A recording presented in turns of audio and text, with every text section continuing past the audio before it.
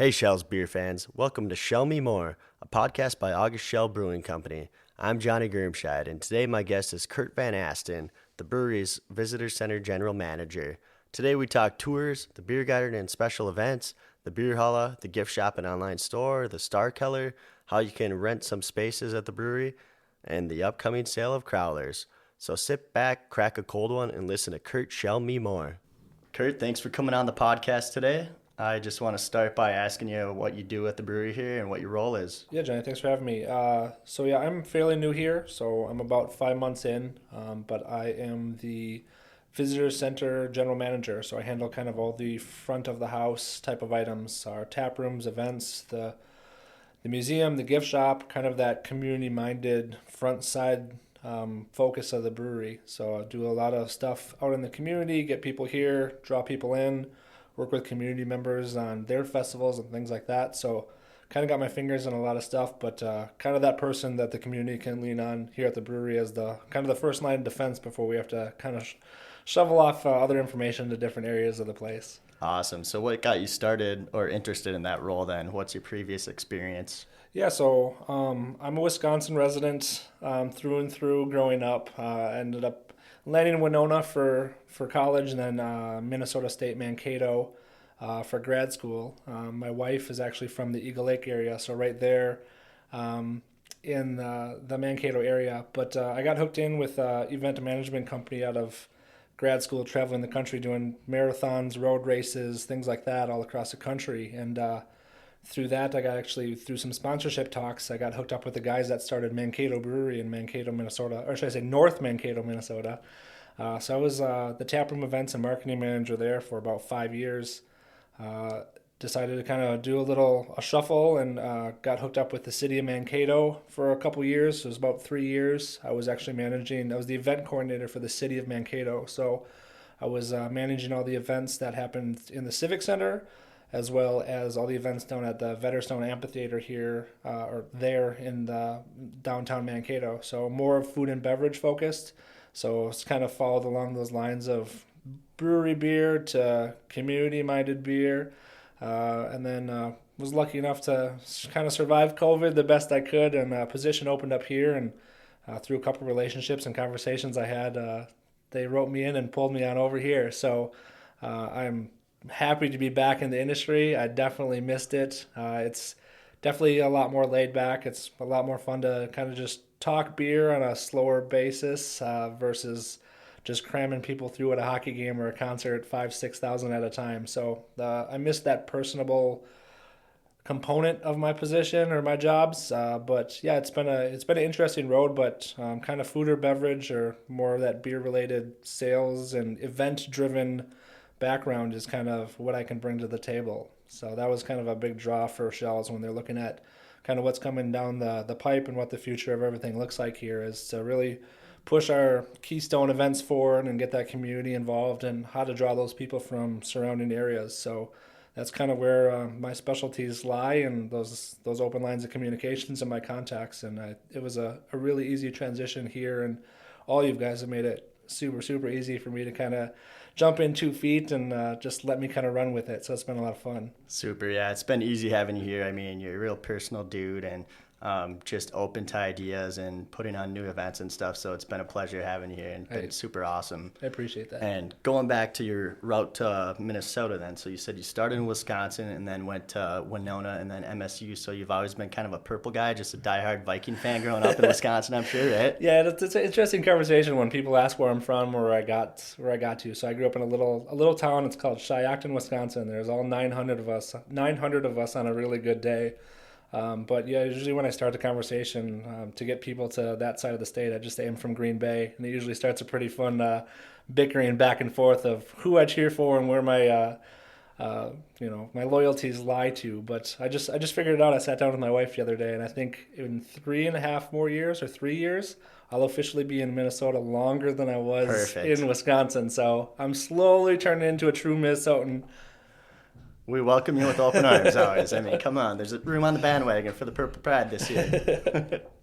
So then, working at Mankato Brewery, can you talk about the difference between the kind of smaller microbrewery and then moving on to the craft brewery here? Yeah, there's a stark difference and there's not a difference at the same time too. So when I took that position there at Mankato, they were the 36th brewery in the state.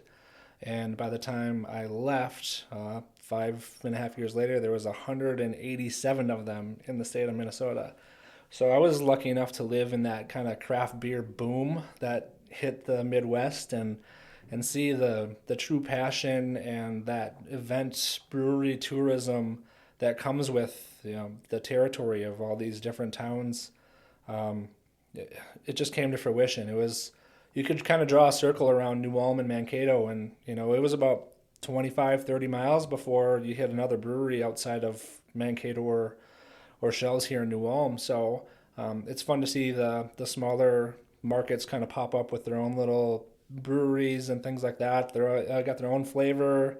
You can tell the community through their beer and their names and kind of what they do. But as for that loyalty, I mean, Mankato, they put in and put out for that Mankato brewery beer, and there's the diehard Shells that are just down the road that all they'll drink in Mankato is Shells. We had a almost impossible time when I was at Mankato to get any draft lines in New Ulm. New Ulm is so Shells heavy, so Shells loyal. So that's the big thing for me is that brand, this brand that I'm part of now. It carries that weight, the legacy, the history, and it goes back generations and families of people who have started drinking it, have found it along the way, or a conversation with grandpa over a beer that the same type of beer, the same named beer that he had when he was growing up as a kid. So that history it's a much different atmosphere and obviously volume. I mean, a small microbrewery versus a full production brewery. I mean, the barrelage per year is just astronomically different.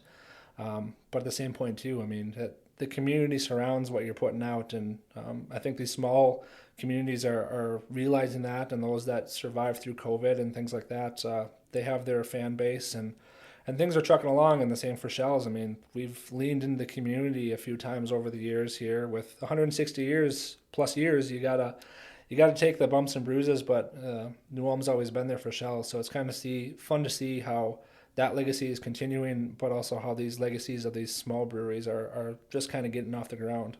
Yep.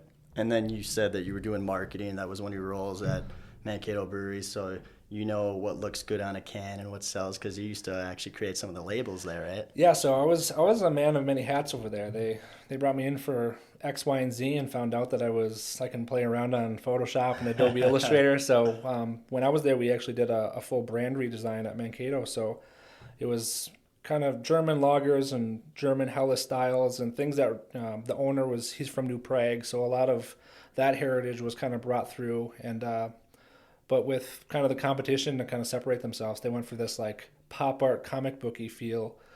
We got some funky names out there and some really cool art, and I was fortunate to have a collection at home of the cans that I created myself with my two hands. So that's pretty cool to still see my art out there. Definitely. Sounds like you knew just enough to be dangerous. Yeah, right? it was. I definitely leaned to, thank God my wife's a graphic designer, so I leaned on her for the things I couldn't figure out. But for the most part, I even impressed her a few times, which is saying a lot because she's got decades on me. So. And that's kind of where you got your feet wet in the event coordination and all that there too, right? Yeah, so I mean, prior to Mankato, I was with a company called Final Stretch. Like I said, they were an event management company that traveled the world, putting on sport expos and things like that. So I was used to seeing thousands and thousands of people at one day, doing a 5K run or a specialty fun run or all the way up to a marathon, half Ironmans. So I was well versed in the movement of large events and festivals and things like that. So when Mankato was looking for someone to kind of take and run with that community-minded, they wanted to really grow the events. There was a few conversations I had, and somehow my name got in front of them, and they said, well, we know that guy. We've talked to him through sponsorship stuff for a couple races in Mankato, and they brought me down, and one thing led to another, and they're like, hey, we really don't know what we want you to do. We just want you to do it. So they kind of, same with here at Shells. I mean, there was a good footwork of, this is kind of the direction we want to go, but it's yours to run with it, and let's just take it from there. So it's been fun having a couple positions like that, especially in an industry like this where it's so unique and ever changing and ever evolving that, they let me kind of have, to the degree, creative freedom of kind of the direction of the front-minded, community-centered side of the company. Well, I know everyone here is really thrilled to have you, and you just bring that vast experience and the wealth of knowledge of going through just building up the different events and, like you said, the community aspect of all of the events and just getting people involved from the community. So it's really cool to see that happening here right now, too. Thank you. It's been a lot of fun already. It just I think we've done a lot in 5 months, and I'm excited to kind of see what kicks off here. So For sure.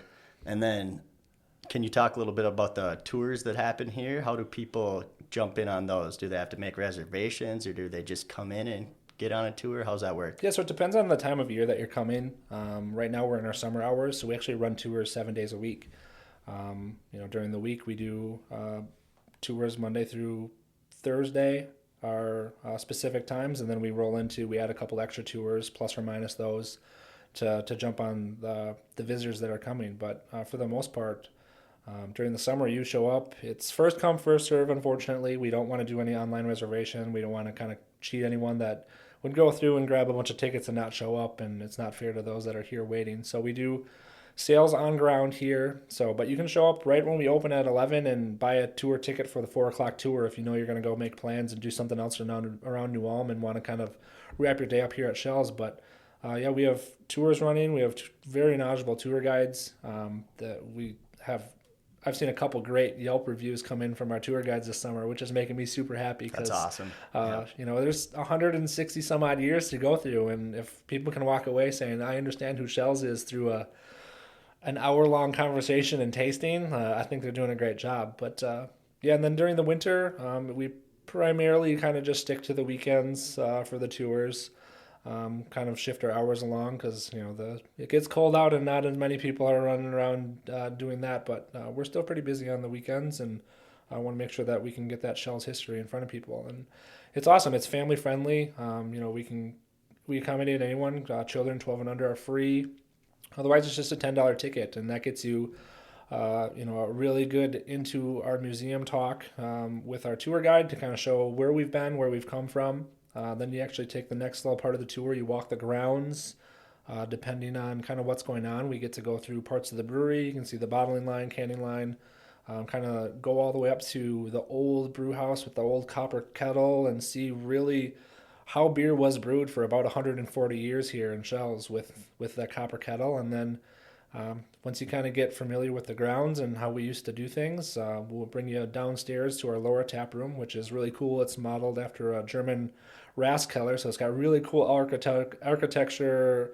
The ceilings are cool. We have really cool lighting. It's a whole vibe. You kind of step into a whole different atmosphere down there, and we do our tour tastings down there. So we have 5 different beers that we get you to sample. We give you a little bit of history on how long they've been here, if they're new, old, seasonal, how the recipe kind of came to fruition, give you a little bit of tasting notes where you can kind of pick out those flavors that are represented in each of the beers. And then if the kids are here, we have 1919 root beer down there for them. We have some coloring pages and stuff like that to keep them busy while mom and dad or whoever's drinking can enjoy that. So we try to make the experience a well-rounded one for the whole family where you wouldn't feel unincluded if no matter what age you were coming to visit us. Yeah, it's a really awesome tour. I've been on it a few times even before I started working at the brewery. And like you said, the tour guides are so knowledgeable, and yeah, you just always walk away. Even if you take it multiple times, you can walk away with something new too. I learned something every new, and it's never the same. They might look at a piece of flair on the wall, and it reminds them of a story that their grandpa once told them, or something that they heard from Ted, Marty, or one of the boys themselves just the other day. So it's an ever-evolving tour. You can come back and you hear a different tour from a different tour guide and different stories and kind of their spin on the history. But through and through, it's the same story. It's from different goggles, and it's really fun to kind of listen to those different stories come through. And then if people can't make those tours, the ones that are set up, they are able to call and schedule a private tour if they have a certain amount of people, right? Correct. Yeah, we do private tours all the time. We do small group tours to large group tours.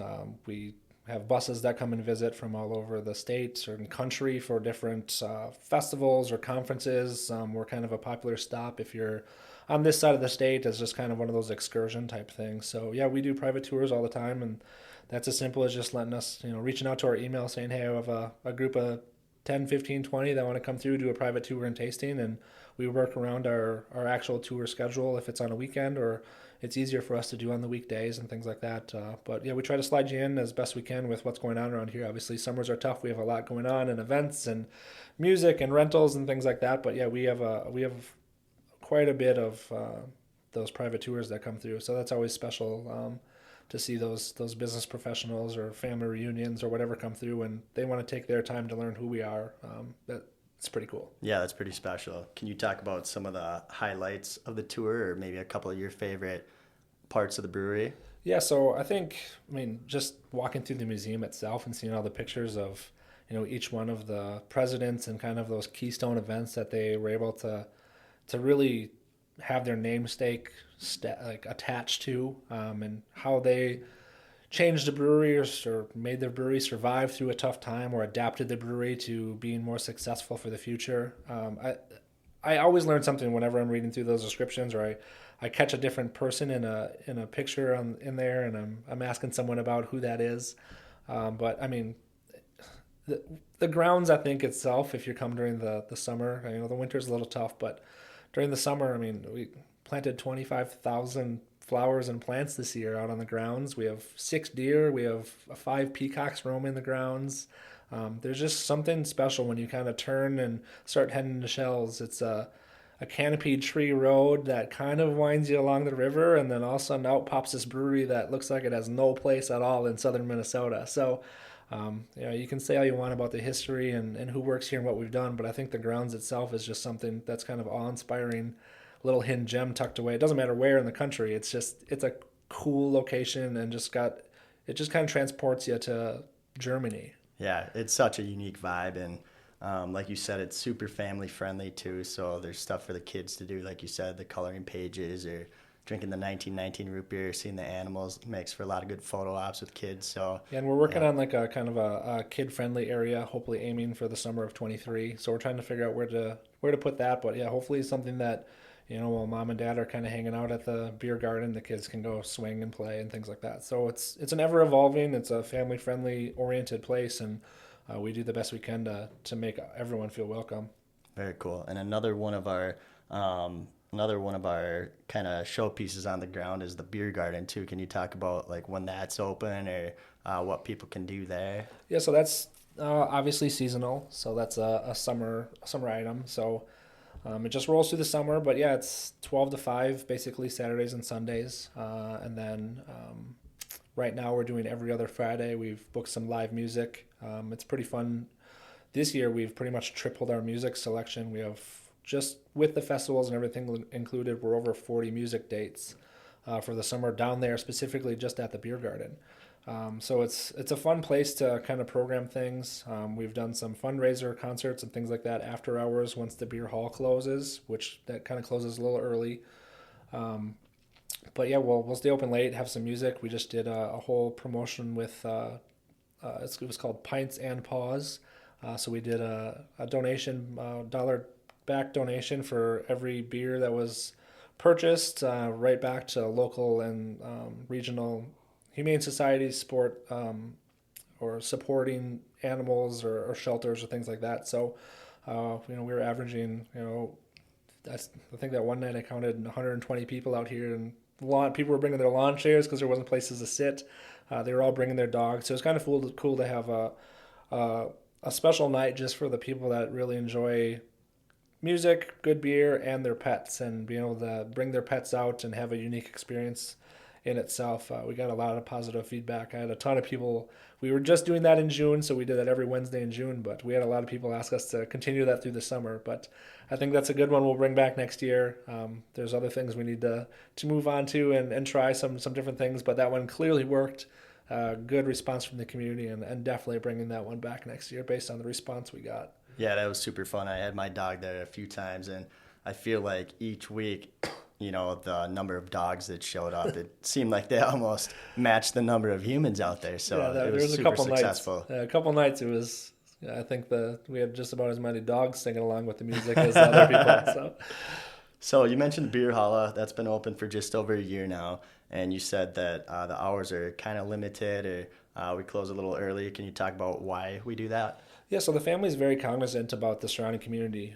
Like I stated earlier, New Ulm's been super supportive of Schell's, and as the city has got them through quite a few tough times in the past, whether it be financially or what have you, coming back from prohibition or Schell's been around 160 years. There's a lot of stuff to go into. But the family, they're the Schell's Marty family. They're very cognizant of that support that they've had, and we don't want to take away from their opportunity to grow. So our hours during the week for the beer hall are essentially Monday through Thursday. We're noon to 5, so we close early before dinner, kick everyone out of here, and hope they go downtown and continue drinking Schell's beer and grabbing something for dinner from a local restaurant that supports us. And then on the weekends, we're 11 to 8, so we're really not open that late either. So we're not hitting those bar hours or staying open super late or things like that. We want the people to come in, experience New Ulm, experience us, and as much as New Ulm supports us, we want to support New Ulm. So we really don't want to be a competitor in that space. We want to be an addition. And then how often do you rotate the lines in there? Does it typically match what's out in the market right now, or how do you decide when to change those? Yeah, so I work well or hand in hand with our sales and marketing team of kind of what's coming out and what's coming down the pipe. So, right now we have I would say we have a 20 line tree down in our beer hall, and I would say probably half of them are seasonals and half of them are kind of year round staples that we would have. It's a unique mixture of, right now we're in that summer, so we have some of those fruity beers and seltzers and like our sangria, and we have a shanty and our light blue. So we have some of those flavors for those I don't drink beer drinkers. But then we have, the Schell's Original Deer brand and some of those heavy beers, and we have a few IPAs, and, we're starting to get into, right around the corner, we have Oktoberfest and those fall beers coming right down the pipe. So it kind of rotates. Those seasonals come and go. As long as we can hang on to them as fast as you guys drink them when you come visit.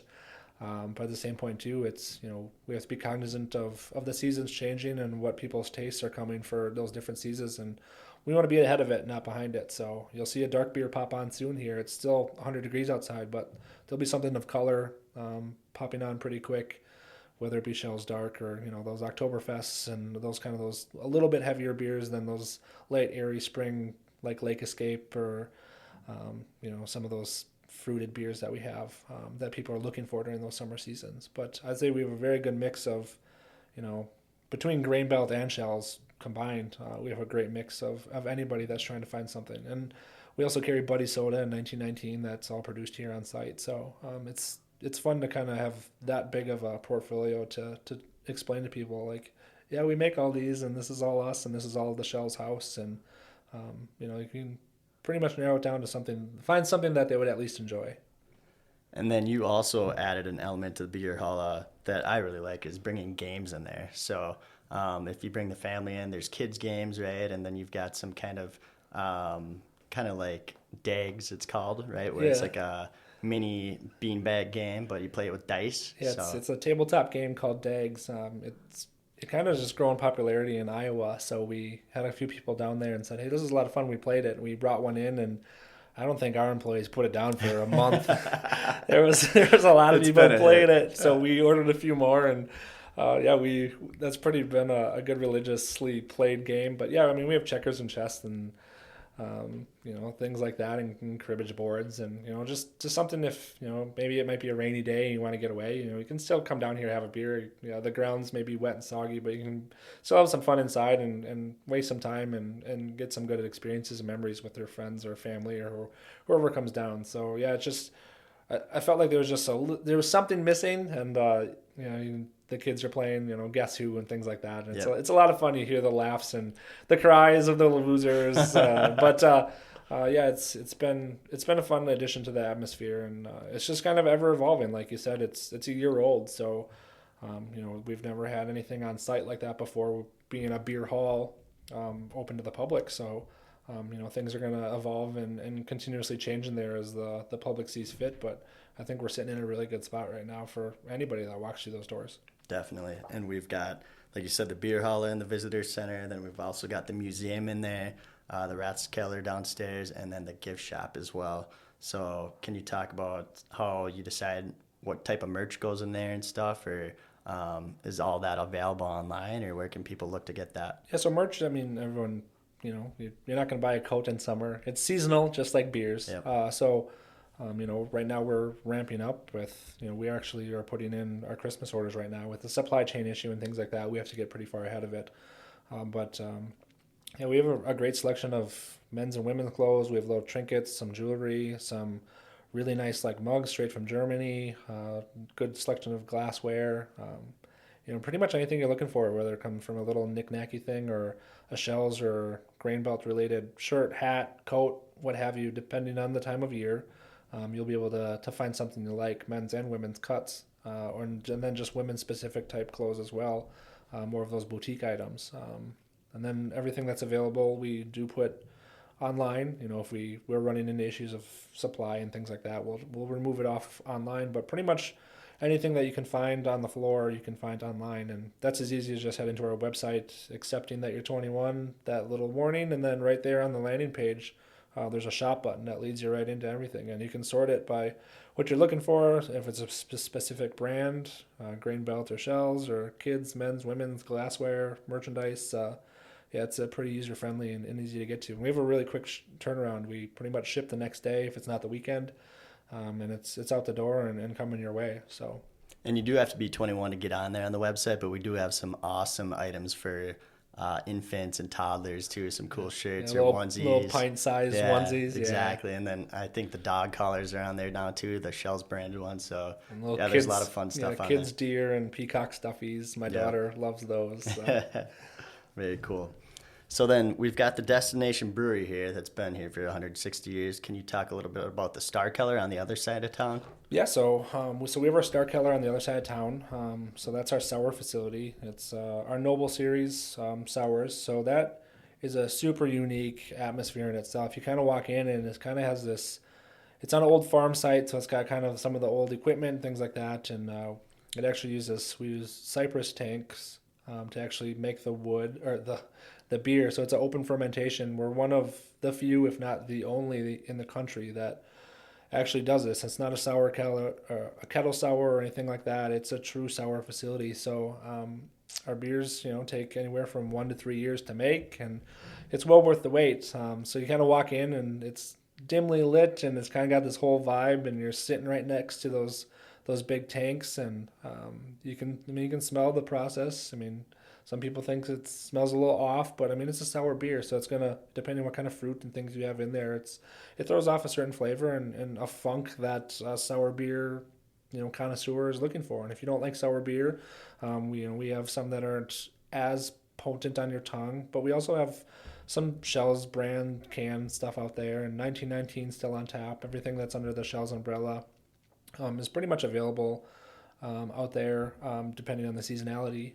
So yeah, we do a ton of events out there and rentals, and cool thing down there is we actually have a golf simulator. So it gets used obviously a lot more during the winter, but yeah, it's a whole vibe down there. You can come down with a couple of guys, gals, whoever, and you can hit around. You can play. I think there's 164 courses on the golf simulator, so it can be 40 degrees in Minnesota, and you can be playing at Pebble Beach. So it's a fun vibe down there. It's a whole different experience than it is here at the Shells campus. But if you're a sour beer fan or have been experimenting with beers and want to kind of expand your palate, there's 8 taps down there with all different types of flavors, and it's definitely unique. Yeah, it really is a unique vibe over there.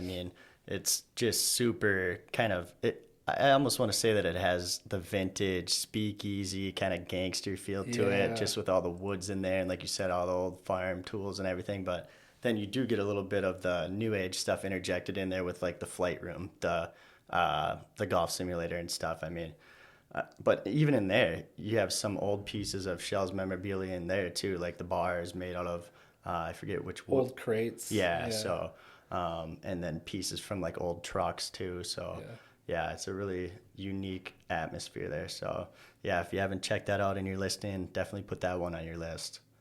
You talked about how we have all these spaces that are kind of unique and everything, and you're kind of getting into rentals more now too, right? Where people are able to rent out our spaces for company parties or bachelorette destinations for a stop along the way, or maybe Christmas parties coming up this winter. Do you want to talk a little bit about the rental process and what that's going to look like? Yeah, for sure. So, for years and years, it's been, you come down to Schell's and take the tour and you get your tasting and you can wander the grounds. And that was kind of the experience that you could have. But with the addition to the beer hall, we have our Keystone events, our Oktoberfest, our Bachfest. So there's a lot more opportunity for programming now. So we have that beer hall that's open, which kind of, you can just come and hang out. And, like I said, the hours are limited. So we have basically those nights available for rental, and we've never really done that before. So this is an area that we are kind of experimenting in. We're kind of driving forward, and I think it's going to be a good growth factor here at Schell's. We've had a ton of interest with just kind of the word of mouth sleeping out. But once we hit socials and the podcast and things like that, I have a feeling my phone's going to be ringing quite often. Definitely. It's never a bad problem to have, right? Yeah. And then you're always really forward thinking, and with the legislation that just passed recently, can you kind of talk about what it's going to look like here at Schell's as far as beer to go? Yeah, so luckily, a brief history if anybody that doesn't know. So we were one of 6 breweries in the state that was over the threshold to be able to not do off sale. So off sale being your growlers, crawlers, those type of things that you can get from pretty much any brewery in the country, outside of a few of us that couldn't. With that growler law passing and Wells signing that about a month and a half ago, now we're in the cool kids group. So for example, Minnesota was 20,000 barrels. So if you were over 20,000 barrels of production, you were unable to sell off sale. So there was only 6 breweries in Minnesota that were over that, that basically got, you weren't able to do a part of your business for being a growing successful brewery, which these laws went all the way back to pre-prohibition. So it's definitely time for a change. It's been a long time coming. But now, like I said, we were one of 6 in the state, which was actually one of 6 in the whole country. So there's 9,000 breweries and growing in the United States, and only 6 of us weren't allowed to let people take beer out of the door here. For example, like I said, we were 20,000 barrels. Wisconsin's actually 30,000 barrels. So ours was actually raised to 150,000 barrels. So it's going to take a little bit for anyone to kind of get to that. But, Schell's kind of hovers around that 100,000 barrel mark. So we, on a good year, we could push it and be right back in the position we are. But moving forward at this point, we can now start doing off sale. So I'm in conversations with the state, the county, the city. Schell's has been here since pre-prohibition. There's a lot of things that New Ulm has to set up for us that we haven't been able to do. So I'm working with them and their lawyers and the city council to kind of push through now. How does an off-sale license look for a brewery? How does it get set up? And what are the fees associated? It's going to be a brand new process for them, but it's fun being heavily involved in those conversations of kind of steering New Ulm and kind of this legislation that's been around for years and years and years to the 21st century. So the vessel that the family and the company decided to go with is going to be crowlers. So, you can go get a growler and a crawler and bombers, and there's a whole bunch of different off-sale that you can do. And actually, breweries can now do 6-packs as well. But we're going to start with crowlers, so it's a 32-ounce can that you can get it's easy to carry, easy to store, easier to manage. Even though a growler is a big vessel, it's still glass and light can get into it, and it's really hard to clean. So we wanted to pick what's best represents us as a brewery, what best represents the beer we put in it, for safety standards, taste, all that kind of stuff. And then it also gives us a really cool opportunity to label the cans. So we've been working with the marketing department on different series and things like that and letting them come and go and run their course. So we're hoping that people will start collecting those stickers, because once you get a crawler and you finish it, those stickers are pretty easy to peel off. And you see a lot of guys that are starting a crawler wall of stickers or filling up their garage, fridge, door. So it's just kind of going to be another collectible. So the more we can kind of rotate that through and have some fun with that, it's going to be a whole nother kind of collector piece that is coming through. And like I said, it's been 100 plus years coming, and we're a few months away. So I'm hoping mid to late August it'll be off the ground. We're still working through the city's processes with that, and there's a waiting period once we get the licensing and everything figured out. But I had the equipment ordered, the labels are pretty much done. Everything's kind of just in a hold pattern because I was hoping we could just kind of bust it out. But there's a lot of steps to go through to change laws and history that have been here since the early 1900s. And another really cool thing about having crawlers available now is it's going to allow for even more innovation, right? I mean, we've got the pilot series that we do on site here where it's the smaller tank that's used, and it'll probably allow us to test some things out in the beer hauler, right? Yep, so we actually have a pilot system here at Schell's where we're getting it up and running. Hopefully we can be doing some small batch stuff. So, kind of key accounts and things like that. And then pretty much beer hall specific brews just for us to kind of lock in a flavor profile for the sales and marketing team. Or if I say, hey, I want to do something funky and let's try this, it's going to be a lot easier than doing a couple 100,000 barrel brew or whatever we want to do on the large scale. So having a small scale option like that, and be able to throw a couple kegs on and fill those specific, maybe just it's a crawler only keg, and we infuse it with something as we're filling it, and I think it'll be fun to kind of get into that experimental space of who we really are, but what does Deer brand taste like if we throw some peaches from Georgia in it, or like just some of those things that will get those, people to visit time and time again that maybe, they've had the same beer at Schell's and they're getting used to that flavor, and, what's coming down the pipe? Well, I know I like that beer and I know I love peaches, so I'm going to go try this kind of pilot batch type of a thing. So it's going to lend us a lot of opportunity to kind of get and have some fun specifically just for our off sale, and then as well as the beer hall. So yeah, I'm looking forward to kind of how the future grows and progresses with this new opportunity. It's we've had tons of people asking, why can't we take your beer to go, and where can we get it before we leave town? And just to be able to have that full rounded tour of who we are at Schell's with, you can take the museum experience in the tour, have the samplings, go wander the grounds. We normally have food trucks on site, have something to eat, kind of visit the beer hall, get that, and then you can finally take something to go. So we can finally give you the A to Z experience of who Schell's is, what we taste like, who we are, and then you can take it home to enjoy later with friends or whatever, straight from the source. So I think it's going to be pretty special and unique, and I'm really excited to kind of see how that plays out when we're finally able to open those cooler doors and let you grab some cans to go. Yeah, it'll be nice to give people that full packaged experience for sure. So then, Curt, I want you to just tell me, kind of closing out here, what's your favorite part about working at Schell's here, and then what is your favorite type of beer right now? So my favorite part about working at Schell's, I honestly think it is the close-knit community that is here. I mean, it's a family-run business, and you can feel it. The family's up in the production, and then they're down in the beer hall, and they're running around, and they have their fingers kind of on the pulse that is Schell's, and you can kind of feel it. There's a lot of times where you're not quite sure of something, and all of a sudden you turn around and there's a Marty right there, and you ask them really quick and they have the answer, or if they don't know, they'll call up mom or dad and they have the answer, and just kind of hearing those stories. So I knew who Schell's was and I knew there was a lot of history, but like I said, being in 5-6 months in, still learning those stories, the history. Having those conversations that people visit. I was actually talking to a guy from Arkansas not too long ago. So he was crossing off his list of visiting all the top 5 oldest family-owned breweries in the United States. So obviously Yuengling being one, we're number 2. He hadn't quite gotten to us yet. So we were the last one on his top 5. And it was kind of a slow day for me. And I was able to kind of catch him at the right time. And we kind of talked over a beer and had that experience. And I kind of said, hey, let's go. I'm going to show you something. So I kind of gave him a little VIP tour, and Perfect. He just had this whole story. He can go back and say, guys, these Schell's went above and beyond and all this stuff, and he was so grateful. He said thank you probably 100 times.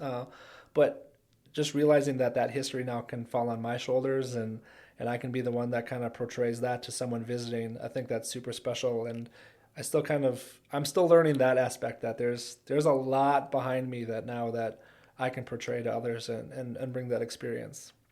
As for your second question, I'm a huge IPA fan. So right now our Fresh Prince is a really good one. Also, I'm crushing right now. We have down in the beer garden. So one of our experimental beers that we were talking are Caribbean Lager. I'm a big kind of sessionable IPA. I don't like those big heavy ones that burn your tongue and you can't taste anything afterwards. But this lager, this Caribbean lager, has just that little bit of a fruit like hop bite at the beginning, but it finishes so light with a lager. So it gives me that kind of that IPA taste that I'm digging, but Yep. at a lighter beer, and you can have a couple of them without feeling full or burning your tongue and wanting to switch to a different beer from having those big hoppy IPAs. So those are kind of the two that I'm going for right now. I'm a sucker for Oktoberfest, so I'm waiting for that to come out. So yeah, it's right now it's kind of I'm on that weird little fruity IPA kick right now. Yeah, that's definitely a good one to hit then. Well, Curt, I know that everyone just loves having you here, and you've been just super creative with all your ideas and super innovative, and I know that you're going to be leading our events and just the visitor center in the right direction, and it's going to be a fun future here with you. Hey man, I appreciate it. I was welcomed with arms wide open, and I've felt it every day since. So I enjoy this drive-in every day. When you turn that corner into those trees and you come back into Schell's, I know I'm walking into some friendly faces, some smiles, and some fun coworkers to hang out with, have some fun conversations, and at the end of the day, when we punch out, we're still hanging out having beer somewhere, representing Schell's. So it's fun just kind of having that family feel. Like I said, it's a true family feel, regardless if you're actually with one of the Martys themselves or just one of the coworkers or one of the guys that come down from the production facility too. I mean, they come and visit the beer hall on a daily basis, and it's cool to have that experience of one of the cellarmen or the brewer or a packager actually talking to one of the customers in the beer hall. It's fun to see those conversations, relationships, and experiences through and through, and you can tell that family vibe runs deep here. Yeah, it does. Yeah, for sure. Well, Curt, thanks for jumping on here today, and we know we'll be seeing a lot more of you coming up here. Now we're going to jump into a little tidbit where we catch a piece of history from Ted and Jody Marty. On this one, we learn about the shed and the barn that used to sit where the current visitor center lies today. Let's listen in. Well, where the museum is now was the carriage house and the barn, and the horses, and there must have been some cattle where there were stables behind it. Yeah. And that's where they were. You can look, if you go in where the tour starts, if you look up on the outside wall, there's some tin that I think is still Flashing. So that was flashed over the barn that was in back. The horses were down below. The horses were gone when we were kids, but we used to play in there anyway. And then there was a big wood shed kind of to the east of there. And I know they had it full of wooden boxes because I think they got out of wood boxes in the 30s. Somewhere around the late 30s or something. And I had Harry Christian's dad, what was his name? He worked at the brewery, and he must have said that must have been in the 40s already that the breweries would donate wooden boxes to burn for bonfire for homecoming. They'd load up pickup trucks full And they'd stack wooden them up beer and boxes. burn them. Yeah. So, and now they go for what, $150, $200 a pop. So, anyway, It's not happening these days, is it? but anyway, when we were Not kids, many of them left. we were playing in that old wooden shed with all those boxes, and for some reason we started a fire in there, and holy shit, Armin Schneider, who was actually a relative, did he have a fit? So Yeah, chased us out of there. We always got chased out of the brewery. Well, that's another good one from Ted and Jody. That's going to do it for today. Join me for another round next time on Shell Me More.